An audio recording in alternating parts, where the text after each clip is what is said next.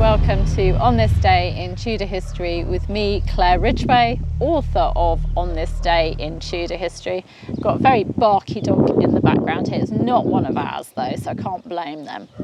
Okay, today I'm going to take you back to the reign of King Henry VIII. For On This Day in Tudor History, the 13th of March 1540, 68-year-old Henry Bourchier, spelt Bourchier, 2nd Earl of Essex, died. Contemporary historian John Weaver, in his book Ancient Funeral Monuments, explained that the Earl of Essex died after breaking his neck in a fall from a horse, so a total accident.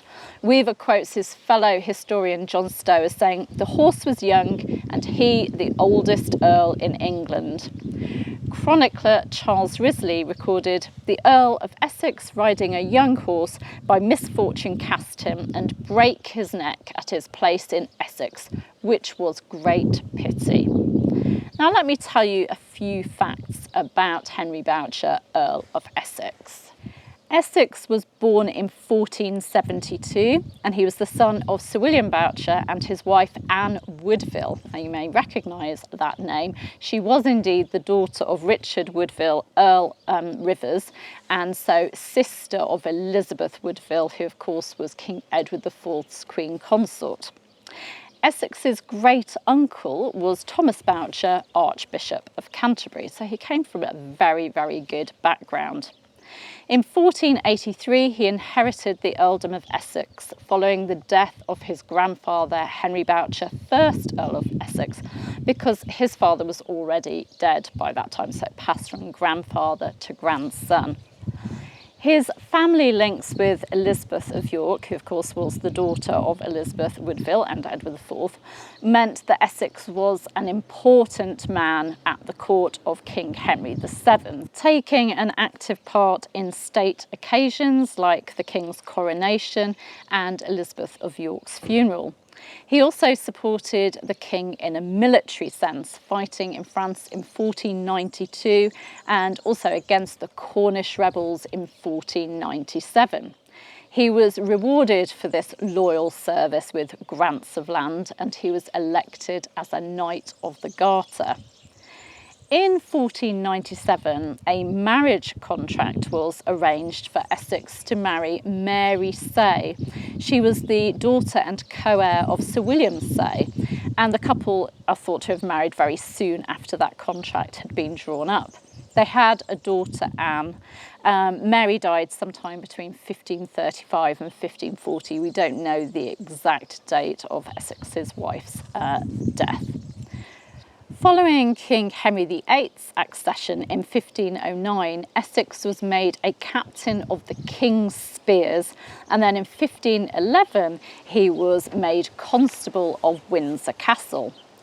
Now Essex was active in Henry VIII's French campaign in 1513, providing over 400 men and also leading a cavalry charge. He attended that historic meeting between King Henry VIII and Francis I of France, the Field of Cloth of Gold in 1520, acting as Marshal of the English party. Essex was excused from missing sessions of Parliament in the 1530s due to his increasing deafness and his declining health. Although his health couldn't have been too bad at this time because he still managed to go hunting and was able to travel between his various properties without any difficulty. He also started missing chapters of the Order of the Garter too. However, in 1533, he was well enough to serve as a carver at the coronation of Queen Anne Boleyn. He was well enough to lead the mourners at the funeral of Mary Tudor, Queen of France, who was of course King Henry VIII's sister. And he also carried basins at the christening of Princess Elizabeth, daughter of Henry VIII and Anne Boleyn, in September 1533. In October 1537, he attended the christening of Prince Edward, future King Edward VI, and in January 1540, he attended the reception of Anne of Cleves. In December 1539, he was well enough to help oversee the trial of the Abbot of Colchester too. But he died on this day in 1540 from a horse riding accident without a son to inherit his earldom. His daughter Anne and her husband Sir William Parr inherited his estates, and in April 1540 the earldom of Essex was granted to Thomas Cromwell, the king's right-hand man, but he was executed just 3 months later. So William Parr, Essex's son-in-law, was granted the earldom in 1543 following the marriage of his sister Catherine Parr, Lady Latimer, to the king. Essex was buried at Little Easton in the Church of St Mary the Virgin. So he was a man who served his monarch loyally for all of his life in a military sense and in a sort of a ceremonial sense as well. And yes, managed to keep his head but not his neck. He broke his neck in a horse riding accident.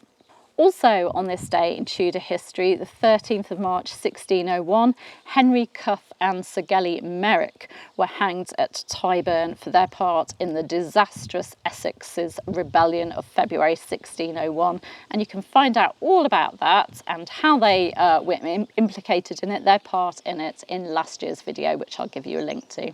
Thank you for joining me. You can, of course, subscribe by clicking round about there. You can hit the bell to be notified as these videos go live, and you can of course give me a like and leave a comment. See you next time. Bye bye.